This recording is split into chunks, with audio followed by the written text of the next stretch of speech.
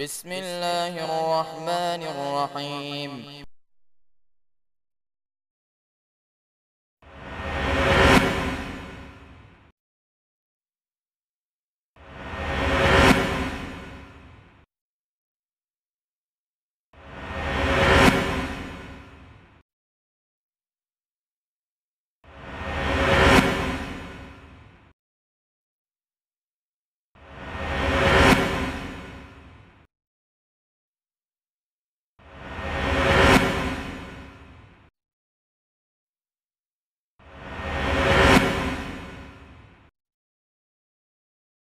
والسلام على عباده الذين اصطفى أما بعد فأعوذ بالله السميع العليم من الشيطان الرجيم بسم الله الرحمن الرحيم ما كان الله ليعذبهم وأنت فيهم وما كان الله معذبهم وهم يستغفرون.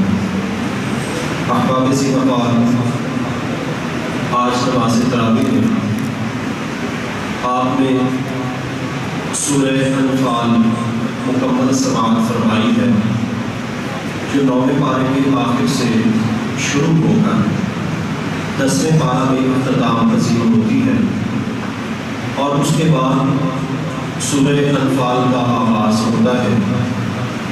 سورہ انفال کا بھی کافی سارا حصہ آپ نے سماعت فرمایا.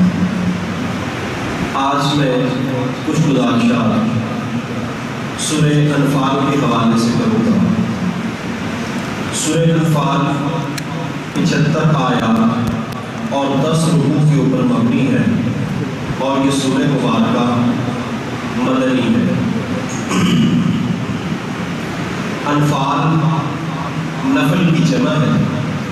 نفل کا معنی ہے زائد، اور یہاں پر مراد انفال نفل سے مال غنیمت ہے، کیونکہ مسلمان جب اللہ تبارک و تعالیٰ کی راہ میں جہاد کرتا ہے تو مالک کائنات اس کو اپنی جنت کا حقدار بنا دیتا ہے.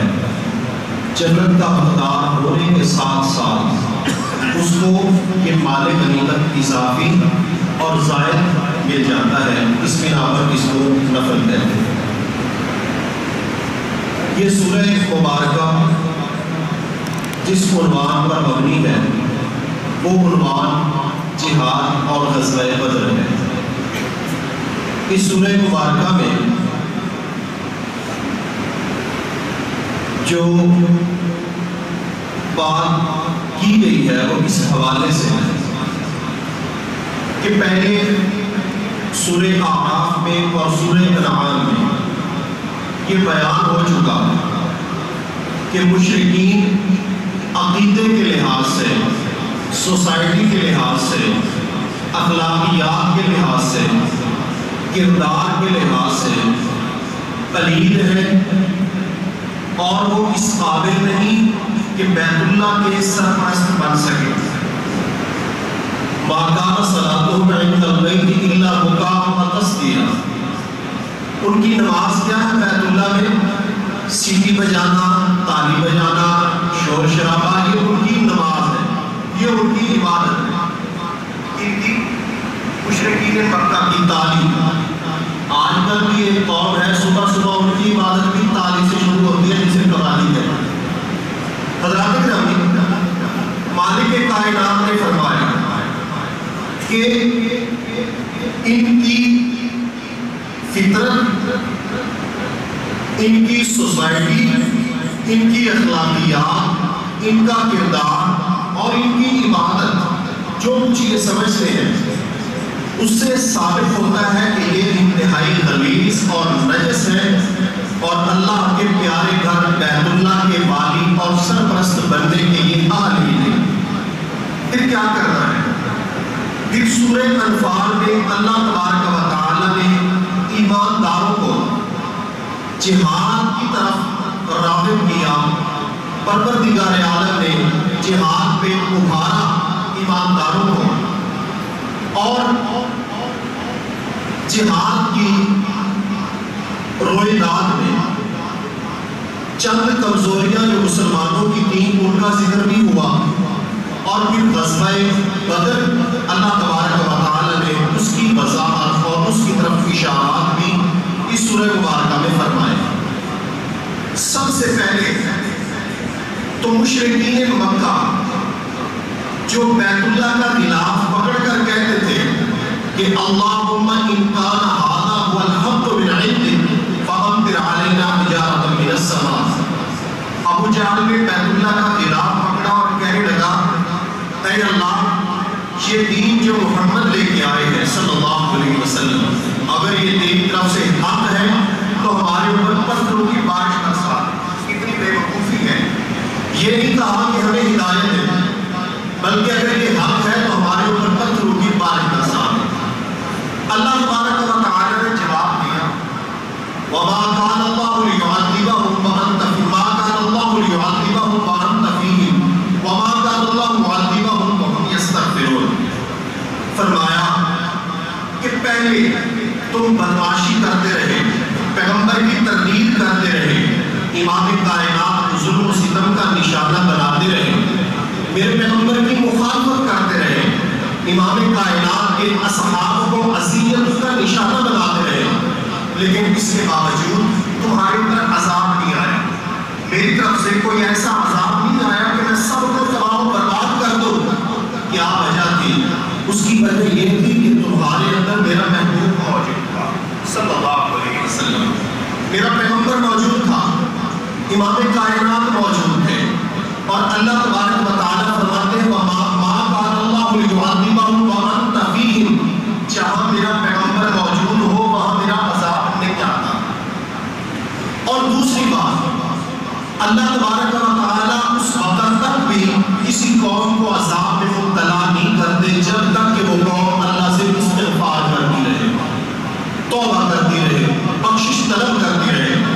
اس آیت کریمہ کی تفسیر میں حضرت عبداللہ بن عباس رضی اللہ تعالیٰ عنہ ارشاد فرماتے ہیں کہ مشرکین مکہ کے لیے اللہ تبارک و تعالیٰ کے عذاب سے رکاوٹ دو ہی چیزیں تھیں، ایک پیغمبر اور دوسرا استغفار۔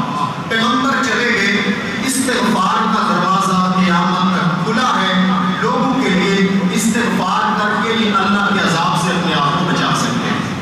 حضرات گرامی، مالک کائنات نے فرمایا اے ابو جہل، اے مشرکین مکہ، اب تم اللہ کا عذاب مانتے ہو تو یاد رکھو اب تمہارے اندر میرے پیغمبر نہیں رہے تو عذاب آ جائے گا، اب تمہارے عذاب سے بچنے کی کوئی صورت نہیں کیونکہ پیغمبر ہے نہیں، استغفار تم کرتے نہیں۔ حضرات گرامی، یہاں میں ایک چھوٹی سی بات کی طرف اشارہ کر کے پھر میں آگے بڑھتا ہوں۔ مالک کائنات نے پیغمبر کی یہ عظمت بیان فرمائی ہے کہ جہاں میرا پیغمبر ہو وہاں میرا عذاب کیا خیال ہے؟ عذاب نہیں آتا، لیکن آپ دیکھیں، آپ اپنے ارد گرد نظر دوڑائیں، آپ حالات حاضرہ کو دیکھیں تو ہمیں لوگ یہ کہہ کے ڈراتے ہیں کہ پیغمبر یہاں موجود ہے، پیغمبر حاضر ناظر ہے، پیغمبر ادھر ہے، جو پیغمبر کو حاضر ناظر نہیں مانتا وہ پیغمبر کا گستاخ ہے۔ حضرات گرامی، اور بھی بہت سی دلیلیں ہیں اس عقیدے کو رد کرنے کے لیے، لیکن میں اس آیت کریمہ کی روشنی میں اس عقیدے کو دیکھتا ہوں۔ اللہ نے فرمایا میرا پیغمبر جہاں ہو وہاں عذاب نہیں ہوتا، وہاں عذاب نہیں آتا۔ اگر میرے پیغمبر ہر جگہ حاضر ناظر ہو، دنیا کے کسی چپے پر، زمین کے کسی ٹکڑے پر اللہ کا عذاب نہیں آ سکتا، لیکن دنیا کے اندر سونامی آیا، کیا خیال ہے؟ سونامی آیا جنوبی پنجاب میں، شمالی پنجاب میں، سندھ میں، اور صبح سرحد میں اور پنجاب میں سیلاب نے تباہی برپا کر دی۔ حضرات گرامی، 2005 کا زلزلہ آیا، گھروں کے گھر صفحہ ہستی سے مٹ گئے، اور اس کے علاوہ دنیا کے اندر زلزلے، عذاب، آفتیں، ان کا سلسلہ جاری و ساری ہے۔ میرے مالک نے بتلا دیا کائنات کے لوگوں میرا پیغمبر مدینے میں رہتے آرام ہے، اس لیے صرف مدینہ ہی عذاب سے محفوظ ہے۔ اگر دنیا میں میرا پیغمبر ہر جگہ پہ موجود ہوتا، ہر جگہ عذاب سے محفوظ ہوتی، لیکن اگر زمین عذاب سے محفوظ نہیں تو اس بات کی دلیل ہے کہ اس زمین پہ میرا پیغمبر موجود نہیں صلی اللہ علیہ وسلم۔ حضرات کی بطور مالک مالک کائنات نے پھر غزوہ بدر کے حوالے سے جو رویداد اس سورہ مبارکہ میں ذکر فرمائی ہے، ہوا یوں کہ امام کائنات مدینہ منورہ میں ہے، پتہ چلا ابو سفیان شام سے تجارتی قافلہ لے کر مکے جا رہا ہے، مشرکین کا مال لے کر جا رہے ہیں، اور تقریباً 262 کلو سونا، 1000 کے قریب اونٹ اور بہت سارا مال، اور یہ مشرکین پیغمبر اور پیغمبر کے اصحاب کو اذیتوں کا نشانہ بناتے رہتے۔ جب یہ مال مکہ پہنچنا تھا تو یہ مسلمانوں کے خلاف استعمال ہونا تھا، اس لیے مسلمانوں نے مشورہ کیا کہ اس مال کو مکہ جانے سے روکا جائے۔ پیغمبر کریم صلی اللہ علیہ وسلم اپنے چند صحابہ کرام کو لے کر مدینہ سے روانہ ہوئے۔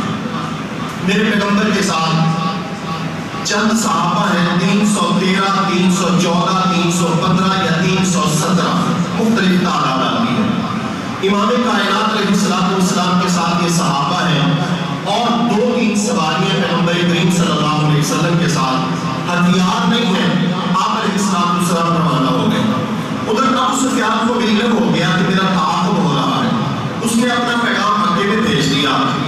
مکے کے لوگ جو پہلے ہی دعا کر رہے تھے کہ اگر یہ حق ہے، دین پیغمبر کا لایا ہوا، تو ہمارے اوپر عذاب آ جائے، اللہ تبارک و تعالیٰ اب حق کو حق اور باطل کو باطل کرنے لگے ہیں۔ تو ادھر مکے کے لوگوں کو جب یہ معلوم ہوا کہ قافلے کا تعاقب ہونے لگا ہے، تو وہ پوری جنگ کی لڑائی کی تیاری کر کے مکے سے روانہ ہوئے۔ وہ مکے سے روانہ، ادھر پیغمبر اور آپ کے اصحاب مدینے سے روانہ، ان کا جنگ کا پورا پروگرام ہے، لیکن پیغمبر کریم صلی اللہ علیہ وسلم کے صحابہ کی اس معرکے اور جنگ کے لیے تیاری نہیں، لیکن آپ صلی اللہ علیہ وسلم اور صحابہ روانہ ہوئے۔ جب مدینے سے روانہ ہوئے، باہر نکلے، کافی راستہ طے کر لیا، تو پیارے پیغمبر صلی اللہ علیہ وسلم کو علم ہوا کہ مشرکین تو جنگ کے لیے آ رہے ہیں۔ اب پیارے پیغمبر صلی اللہ علیہ وسلم کی پریشانی بڑھی، آپ علیہ السلام نے یہ بات صحابہ کرام کے سامنے رکھی، تو کچھ صحابہ کرام اس موقع کے اوپر پریشان ہوئے اور کہنے لگے کہ ہمیں واپس لوٹ جانا چاہیے، لڑائی نہیں کرنی چاہیے کیونکہ ہماری تیاری نہیں۔ اس موقع پر مالک کائنات نے مسلمانوں کو مضبوط کیا، اور میرے پروردگار عالم نے فرمایا، اے میرے پیغمبر کے صحابیوں، تمہاری قوت یہ ہے کہ مسلمان ایک ہو، کافر 10 ہو، ایک مسلمان 10 کے اوپر بھاری ہے۔ احباب گرامی، ادھر مشرکین کو علم ہوا کہ ہمارا قافلہ بچ کے نکل آیا ہے، تو وہ بھی کہنے لگے کہ ہم واپس چلے جائیں، قافلہ تو بچ گیا۔ لیکن ابو جہل جو غرور میں مبتلا تھا کہنے لگا کہ نہیں، اب لڑائی ہوگی، جنگ ہوگی، ہم واپس نہیں جائیں گے۔ بہرحال وہ بھی روانہ، اور ادھر سے مسلمان بھی روانہ۔ پیارے پیغمبر صلی اللہ علیہ وسلم نے مشورہ کیا کہ اے میرے صحابہ، ہم تھوڑے نکلے ہیں، تیاری نہیں ہے، تمہاری کیا رائے ہے، ہمیں یہ جنگ لڑنی چاہیے یا نہیں؟ میرے پیارے پیغمبر صلی اللہ علیہ وسلم کے صحابی صدیق اکبر بولے، بڑی اچھی گفتگو کی، فاروق بولے، بڑا پیارا بولے۔ میرے پیغمبر صلی اللہ علیہ وسلم کے صحابی حضرت مقداد بن عمر وہ بھی بولے، انہوں نے بھی پیاری گفتگو کی۔ فرمایا اللہ کے پیغمبر صلی اللہ علیہ وسلم، ہم ویسے نہیں کہیں گے جیسے موسیٰ علیہ السلام کے ساتھیوں نے کہا تھا، اذهب انت وربك فقاتلا انا هاهنا قاعدون، تم جاؤ، تمہارا رب جائے، وہ لڑے، ہم تو یہاں بیٹھے ہیں، ہم لڑائی نہیں کر سکتے، ہاں چشموں سے پانی ہمیں نکال کے پلا دیجیے، ہمارے لیے من و سلوہ آ جائے، ہم وہ کھانے کے لیے تیار ہیں، لڑائی ہم سے نہیں ہو سکتی۔ پیارے پیغمبر صلی اللہ علیہ وسلم، ہم ایسا نہیں کہیں گے، بلکہ امام کائنات آپ کے دائیں بائیں آگے پیچھے لڑیں گے۔ میرے پیغمبر صلی اللہ علیہ وسلم یہ بولے، اے میرے صحابہ کرام، کیا رائے ہے، مجھے مشورہ دیجیے۔ کیوں بولے؟ اس لیے کہ پیغمبر کو پہلے 3 صحابہ کرام نے جواب دیا، وہ تینوں مہاجرین تھے، وہ مہاجر تھے۔ میرے پیغمبر انصار کی رائے معلوم کرنا چاہتے تھے۔ جب پیارے پیغمبر نے چوتھی بار یہ کہا، حضرت سعد بن معاذ رضی اللہ تعالیٰ عنہ کھڑے ہوئے، فرمانے لگے اللہ کے پیغمبر صلی اللہ علیہ وسلم، شاید آپ یہ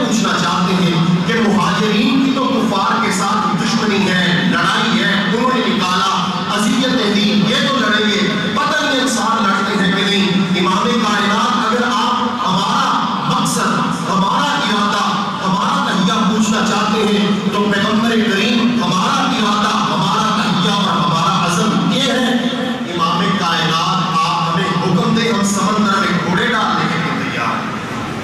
آپ کے حکم پر میرے پیغمبر صلی اللہ علیہ وسلم کا چہرہ جگمگا اٹھا۔ حضرات گرامی غور کیجئے، ایک طرف وہ قوم ہے جس کو اللہ تبارک و تعالیٰ نے فرمایا اے بنی اسرائیل وَأَنِّي فَضَّلْتُكُمْ عَلَى الْعَالَمِينَ، میں نے تمہیں جہان والوں پر فضیلت دی۔ حالانکہ وہ قوم کیا ہے؟ پانی کی ضرورت پڑتی ہے جناب موسیٰ کے پاس، حضرت موسیٰ لاٹھی مارتے ہیں، اللہ پانی دے دیتا ہے، یہ پانی کے لیے بھی محنت کرنے کو تیار نہیں۔ کھانے کی ضرورت پڑتی ہے تو من و سلوہ ان کے لیے آ جاتا ہے، بغیر محنت کے کھانا مل جاتا ہے، کھانا عام ہے۔ لیکن جب لڑائی کی باری آتی ہے قوم کہتی ہے تم جاؤ تمہارا رب جائے، وہ لڑے، ہم نے نہیں لڑنا۔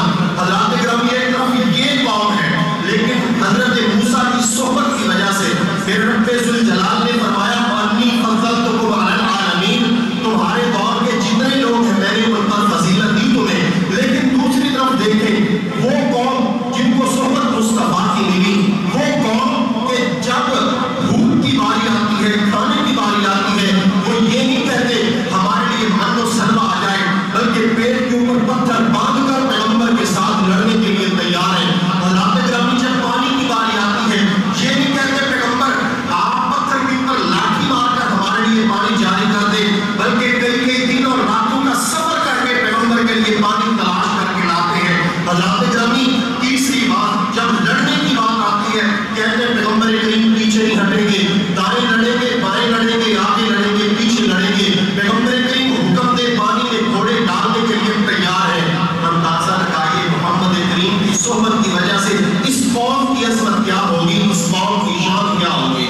اس کی شان یہ ہوگی کہ جب ان کے یہ جذبات دیکھیں، امام کائنات اپنے خیمے حجرے میں چلے گئے، میرے پیارے پیغمبر صلی اللہ علیہ وسلم نے ہاتھ اٹھا لیے، اللہ تبارک و تعالیٰ سے دعا شروع کر دی، اے اللہ فتح دینا، اے اللہ نصرت دینا، اے میرے پروردگار میں تو اپنے چند ایک صحابہ لے کر یہاں حاضر ہوں، لڑائی کی تیاری نہیں کی، جنگ کی تیاری نہیں کی، اسلحہ پاس نہیں، اے اللہ تبارک و تعالیٰ اللہم ان تہلک هذه العصابہ لم تعبد بعد اليوم ابدا، اے اللہ اگر آج بدر کے میدان میں میرے صحابہ مارے گئے قیامت کی دیواروں تک تیری عبادت کرنے والا کوئی نہیں ہوگا۔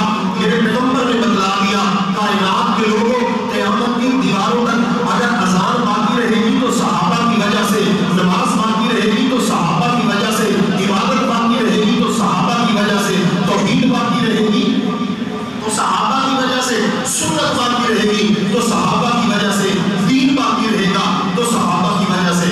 میرے پیارے پیغمبر صلی اللہ علیہ وسلم نے دعا فرمائی، پروردگار نے اس دعا کو رنگ ایسے لگایا، اے میرے پیغمبر صلی اللہ علیہ وسلم ہم کفار کے خلاف اس میدان میں تیرے صحابی نہیں لڑیں گے بلکہ آسمان سے فرشتے بھی آئیں گے۔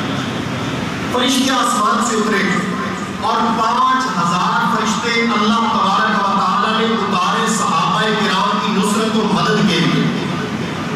شیطان بھی سراقہ بن مالک کی شکل میں مشیر بن کر مشرکین مکہ کے ساتھ، جب اس نے آسمانوں سے فرشتوں کو اترتے ہوئے دیکھا فوراً واپس پلٹ گیا، دوڑ گیا۔ مشرک کہنے لگے کدھر جا رہے ہو حضرت جی؟ کہنے لگا انی ارا ما لا ترون، مجھے وہ نظر آ رہا ہے جو تم نہیں دیکھ سکتے۔ اب یہ بھی غور کر لیں کہ یہ دعویٰ کرے نا کہ میں وہ دیکھ سکتا ہوں جو تم نہیں دیکھ سکتے، میں وہ دیکھتا ہوں جو عام انسان نہیں دیکھ سکتے، مجھے وہ کچھ نظر آتا ہے جو تم نہیں دیکھ سکتے۔ یہ نظریہ عقیدہ کس نے دیا؟ شیطان نے دیا۔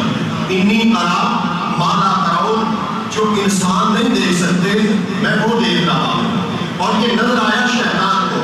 حضرات گرامی آج بھی جو کہتا ہے کہ میں ادھر بیٹھ کر مسجد نبوی کی نعوذ باللہ من ذالک وہاں جو غلیظ جانور آ رہے ہیں میں وہ بھگا رہا ہوں، دیکھ رہا ہوں، میں ادھر بیٹھ کر میرے مرید کیا کھا رہے ہیں، کیا چھپا رہے ہیں، ہڈیاں کدھر ہے، چولہا کدھر ہے، سب دیکھ رہا ہوں۔ حضرات گرامی وہاں نعوذ باللہ من الشیطان الرجیم پڑھیے، کیونکہ یہ نظریہ کسی مسلمان کا نہیں ہو سکتا۔ محترم بھائی، اللہ تبارک و تعالیٰ نے فرشتے اتارے نصرت و مدد کے لیے۔ میرے مالک کائنات نے پیغمبر کو اور پیغمبر کے صحابہ کو فتح و نصرت سے کامیاب کیا، اور مشرکین کو ذلیل و خوار کیا. 70 مشرک قتل ہو گئے, 70 قید ہو گئے. جب 70 قید ہو گئے, 70 قتل ہو گئے, اس کے بعد مال غنیمت آیا. پیغمبر کریم صلی اللہ علیہ وسلم اور صحابہ نے مشورہ کیا یہ جو 70 قیدی ہیں ان کے بارے میں کیا کرنا چاہیے. کچھ ساتھیوں نے کہا انہیں چھوڑ دینا چاہیے, کچھ نے کہا فدیہ لے کر چھوڑ دینا چاہیے. سیدنا عمر فاروق رضی اللہ عنہ فرمانے لگے اللہ کے پیغمبر یہ جو 70 ہے نا یہ ہمارے رشتے دار ہیں, جو جس کا قریبی ہے اس کے حوالے کر دیجیے, اپنی تلوار سے اس کی گردن کو خود اڑائیں.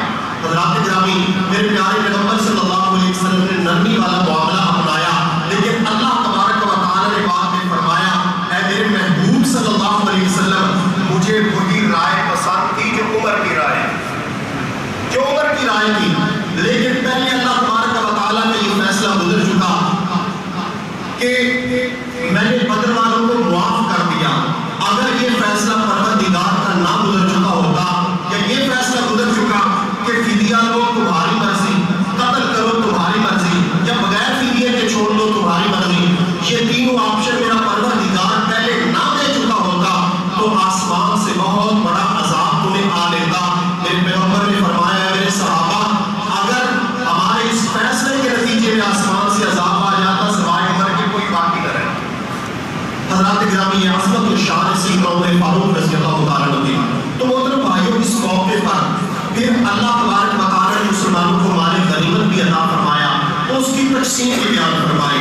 مال غنیمت دو قسم کا ہے, ایک مال فیض اور ایک مال غنیمت. مال فیض وہ مال جو بغیر لڑائی کے بغیر جہاد کے حاصل ہو جائے, مسلمان بغیر لڑائی کی فتح پائے تو جو مال ملے وہ مال فیض ہے. وہ مال اللہ اور اس کے رسول صلی اللہ علیہ وسلم کی ثوابین پر ہوگا. اس کو چاہیں گے دیں گے, نہیں چاہیں گے تو نہیں دیں گے.